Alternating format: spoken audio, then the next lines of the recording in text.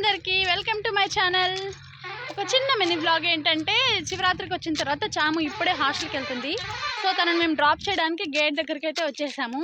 మేము ఇక్కడ గేట్ అని ఎందుకు అంటామంటే మాకు ఇక్కడ రైల్వే గేట్ ఉంది కాబట్టి అలా అంటాము. మామూలుగా అయితే అందరూ బస్ రోడ్ అంటారు కదా, ఆ విధంగా అనమాట.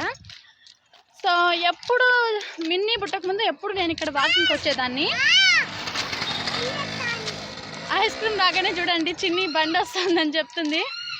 ఇంకా మిన్నీ పుట్టిన తర్వాత వాకింగ్కి రావడానికి కుదరడమే లేదు. ఈరోజు చాలా రోజుల తర్వాత ఈరోజు ఇలా వాకింగ్కి వచ్చాను అనమాట.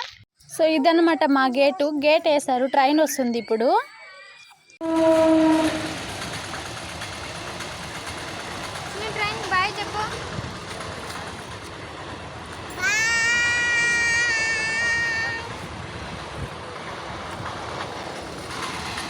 ఇంటి దగ్గర జామ చెట్టు ఉన్నా అందులో ఎన్ని కాయలున్నా తినాలని మాత్రం అనిపించదు. బయట చూసినప్పుడు మాత్రం తినాలనిపిస్తుంది. అదేంటో మరి, ఉన్నప్పుడు దాని వాల్యూ తెలియదు.